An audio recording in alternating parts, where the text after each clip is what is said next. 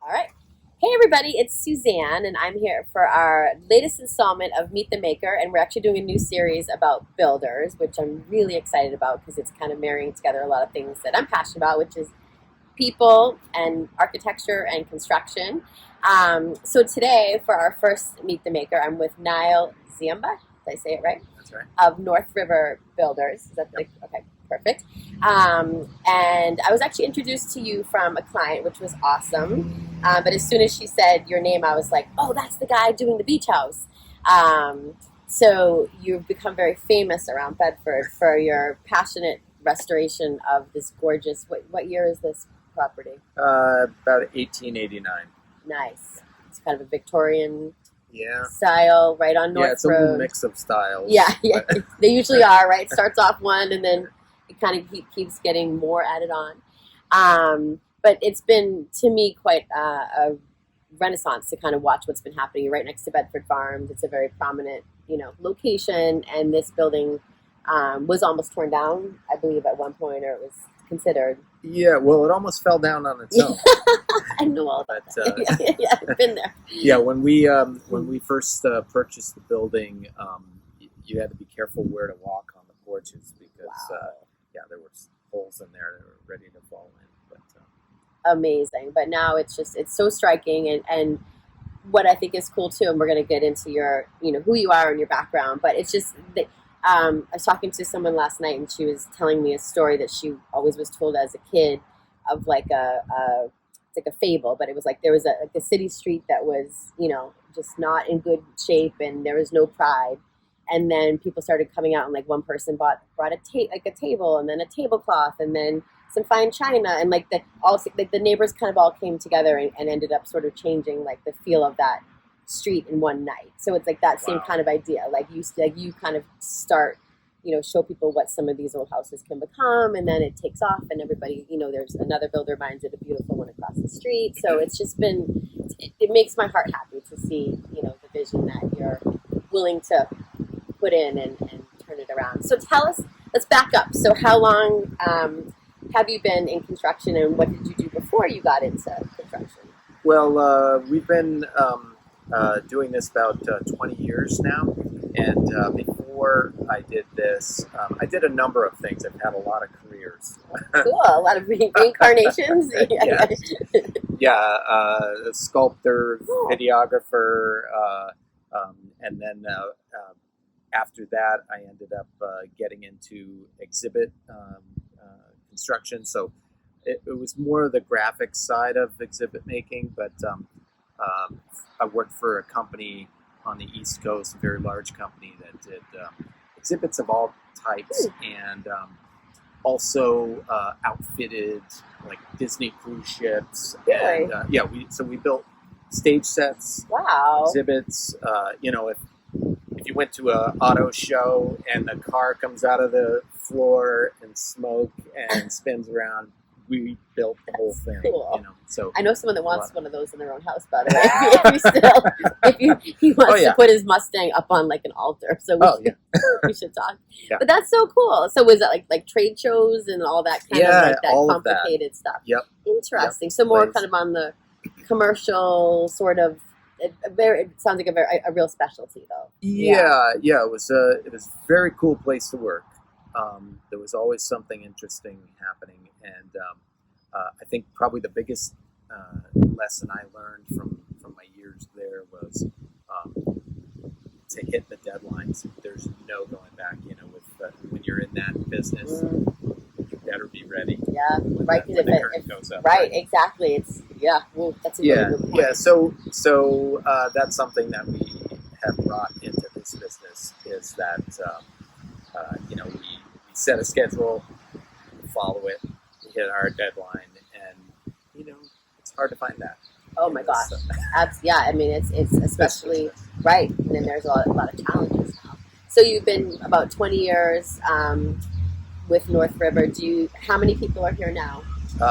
15. Oh, nice. And would you say you have a certain niche in terms of like geography or type of projects? Well, I'd say it's probably more of type of client. Oh, cool. The clients that hire us are the people who care about process and we do some performance building, which is paying attention to how a house works and not just how it looks. Mm-hmm. So upgrades in insulation and things like that. Sort of the green, solar, yeah. Yep. So it's called performance. I hadn't heard that terminology, performance building. Yeah. And that is just I think that's what we've been focusing on mostly. Almost every project that we do has some sort of component. People aren't looking for the easiest or quickest or lowest cost way to build something. Right. They're looking to get something a little more. They want a house that they're going to live in, and it's sustainable, and you feel all those things are important. Yeah, you feel good about the footprint and the output and all that kind of stuff. Exactly. So and we have a lot of clients like that too that are much more into the technical side of things, and it's not always just the aesthetics. I mean, that's obviously hugely important, but there's so many pieces that go into it. Yeah. Do you have architects that you work with a lot, like certain? We do. We have an in-house design team. Oh, great. So we do some design in-house, but we also work with architects on, I would say, probably 60% of our projects are designed by someone else, and we just integrate them into our process. So we're involved from the very beginning when the design starts, and then we kind of advise. A lot of clients want to know how much their project might cost before they finish the drawings, and so we're there from the beginning to help them answer those questions. That's awesome, right? Because it's a big commitment. So if you're going to be, spending that money, you kind of need to know before you, go that way. So with the whole scope within reason is going to be. And things change. I mean, there's such a hot topic these days, but what are you seeing with the challenges with the lumber costs, and how have you guys been affected or handling that with your clients? Well, I think our job is just to keep them informed. The prices are changing daily, right? So we've had to put in a few clauses just for this time period, right? I guess our biggest job with our clients is communicating everything. So we are just upfront about that and say, hey, this is what we think the price is if you build it today, and we'll have to look as your project unfolds. Right, could get better, could get worse. I did see something come across my desk today that lumber futures are finally going. I think that they were down 30% or Great. something. Yes. So it was ooh, here we are on the roller coaster. So it's definitely an interesting time. What's been one of your favorite projects, whether it be something you did personally, or that your company was involved with? Yeah, well, a lot of I have so many that I really enjoyed, and it depends. It depends when you ask me, because most recently we finished a project in Concord that is just surrounded by woods. The house was built. It's sort of a contemporary house built in 1970, and we completely renovated it. And that is very different from some of the other antique homes that we do. And yet, it was still enjoyable. It's a beautiful site. It was tastefully designed by the architects and designers. That was a lot of fun. That's cool. Yeah. Was it? So it's a mix of. Do you find it's more the people? Is it the homeowners? It's the house. Is it kind of when you have that perfective sort of just a really good group of people that you're working with that has the same vision? And we've been super lucky in that the people that I guess are attracted to the services we provide tend to be people like us. Yeah. And so I gotta say, most of the clients we've been working with are just a super good fit for us, and it makes the whole process that much more fun. Yeah, I'm sure, kind of like our business, you get so close with your clients because it's so personal, and it's not a quick, transaction. It can be months or years, or It could be. and I imagine you're, going back, a couple of years later if they need. Oh, now we want to do a bill. Like, do you have that type of service too? Oh, sure. Yeah. In fact, I would say half of the work we do, if not more, is repeat. That's awesome. Yeah. So it's nice when it's nice to see the people that you've developed a relationship with. Yeah, and see how they're living in the house and in the space, and it's very. I'm sure it's very rewarding. Yeah, and it also feels good that they trust us, that they wouldn't call anybody else. Right. We know we did something right. Exactly. So, what is your favorite, say, architectural style or type of home? I'm torn. I have a soft spot for antique houses. I think I don't know. It takes a lot of effort to bring them back to something that everybody enjoys looking at. But I also like we built some super modern, clean, angular type houses that are so different. They're at opposite ends of the spectrum. Yeah. But I can see myself living in those. I live in an older house, but He has a really cool house on Concord Road, which I always admired for. So right over, I'm sorry, on Bedford Road, right over the line in Concord. And that was part of when I heard that this was you and that was you. I was like, I got to meet this guy because it also has just a beautiful presence and a really neat color scheme. And thanks. I've always admired your house. So we'll put a picture of that up if that's okay with you too. Oh yeah, totally. It's funny. It's I would say slightly weird color scheme. I love it. We have so many people stop and they ring our doorbell and ask you should be like, for $100 or a donation in my name. I just ask them where they live, and as long as it's not on my block, right? Because there was there is a house in Bedford that it's a really special blue, and I know it's what's the saying? It's like it's the sincerest form of flattery when somebody wants to kind of redo something, but that color blue has been used, multiple times. And my husband and I, years ago, we had bought a bungalow, which is one of his favorite styles, on Bacon Road in Bedford.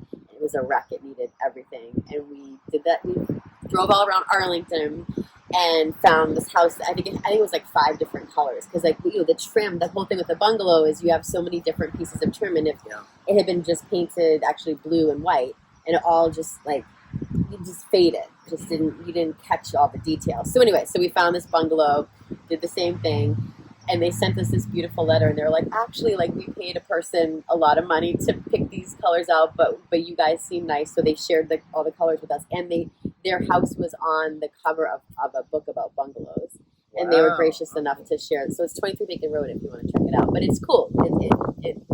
There's so much in paint, and it's a big commitment. To me, I'm like, it's a big commitment. But that's why I love what you did here. It's not the Bedford yellow per se at North Road, but it's a. How'd you get this color?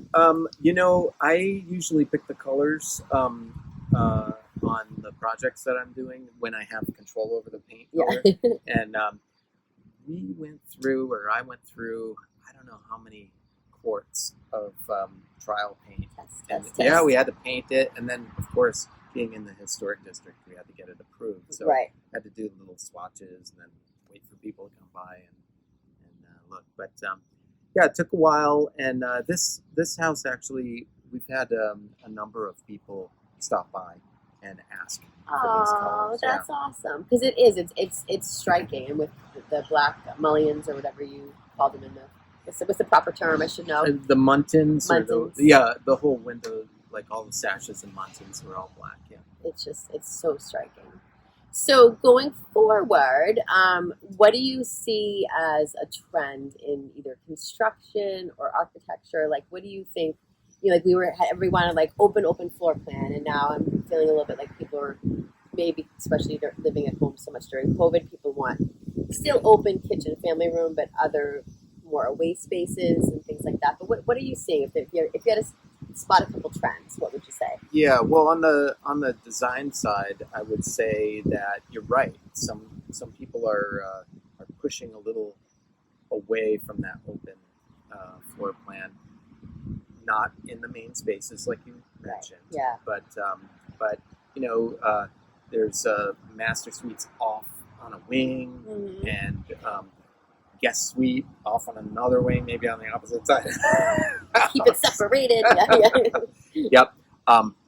Outdoor gardens. Yeah. A Love lot that. of patios and spaces, with the right planting, you can create like another room. Oh my outside. gosh, that's what I always say. Yeah. Well, yeah, but it's so uncommon in New England because we only have, a few months out of the year where you can be out there. But that's what I think is funny about or interesting maybe about the COVID thing is that people have really pushed their boundaries and they've braved it, threw on another sweater, Yeah. and Yep. get the heater. heaters Mhm. and stuff like that. Oh yeah, I've seen people put TVs and like they'll watch Really? the games out there and they'll just bundle up and it's funny because I've actually said this for years because it's proven, but especially now. But outdoor space is the biggest return on investment in New England. So if you had a choice to redo a certain area inside or make a beautiful patio, and I'm all into. I love hardscape. So to me, it's like a deck you're gonna have to constantly redo it, even if it's Trex or something. It's just it doesn't last. But when you have hardscape that's just sustainable and beautiful, and now people are doing the outdoor kitchens, plunge pools is a new thing. Oh my gosh, it's awesome because it's a way to have like the feature and it's easy. They're like precast. They put them in. There's a couple that's doing them all over the cave. Like it's really interesting. So outdoor space. Can I say the same thing? Because I think we appreciate it because we can't use it all year. So when you're outside, it's like a day like today. I mean, it's actually very hot, but underneath your beech tree, it's quite lovely. But time and time again, that's definitely becoming more and more the case. I think putting that money into the landscaping, and I love lighting. Like you have a lot of beautiful lighting here. Yeah, that makes a huge difference. Yeah. Lighting, I feel interior spaces and exterior spaces, the lighting can make or break a project for sure. Could not agree more. And it's funny, I was talking to a designer about it, and she was like, it's funny because for most people it's like an afterthought. Like, oh, we have a lighting allowance, we got to pick out some lighting. And she's like, you almost have to now, with the way they're doing like the tray ceilings and the LED lights and all this, you almost have to plan it with your blueprints, right? Because it's not a simple like recessed lighting. It's very different. Yeah. And so on most of our projects, we bring in a lighting consultant, and she'll walk our clients through, kind of make a plan, and everyone's happy with the result because it's huge. It's like yes, it's so important, but yet it's not thought of. You're right. It doesn't have as much importance as it should. Anything else? What's your favorite thing to do when you're not, building and working? What do you do in your downtime? Music.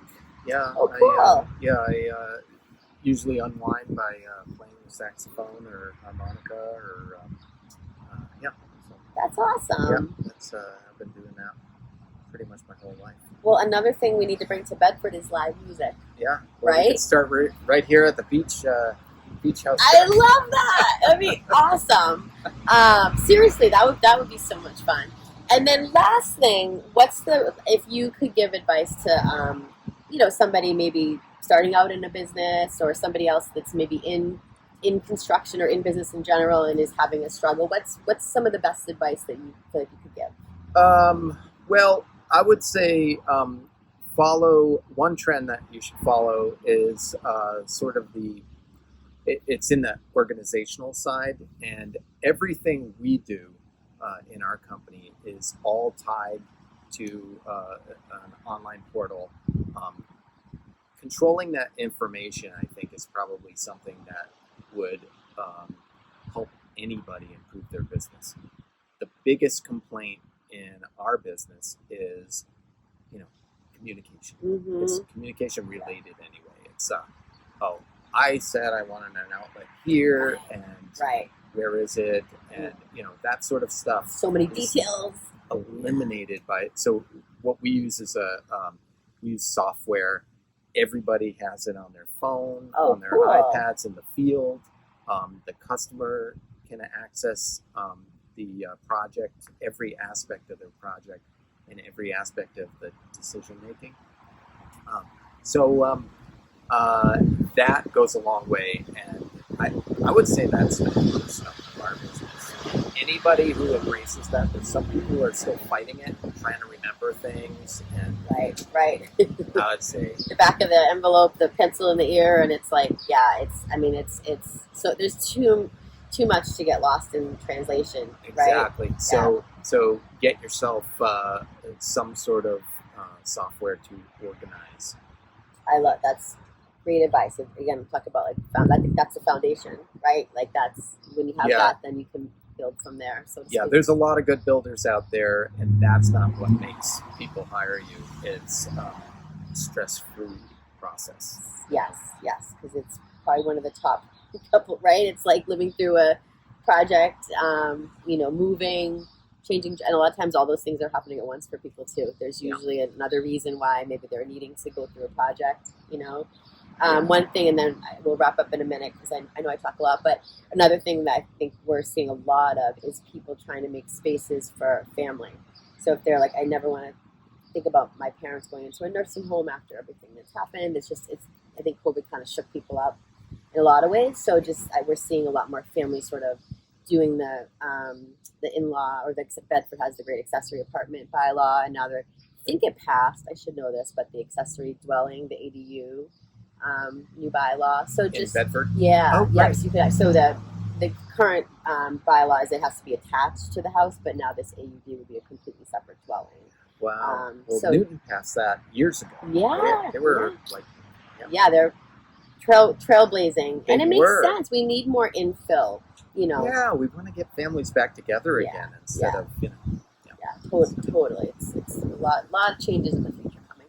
But we could talk all day. This is awesome. I love just hanging out in your space. It's so inspiring. And again, we're going to feature some of North River's work, both here in Bedford on North Road and your house, and would love to see more of your portfolio. And we'll be sharing that with our clients. So I think it would be a gift for somebody to be able to work with you. So I know you're busy too. So if you want to do a project next year, call now because you guys are very busy and it's a busy time for construction. So start to plan ahead and get those discussions going now. So we'll share all your contact info and we'll see you for the concert in the garden. Yeah. I love it. Thank you. This has been awesome. Yeah. Thank you so much.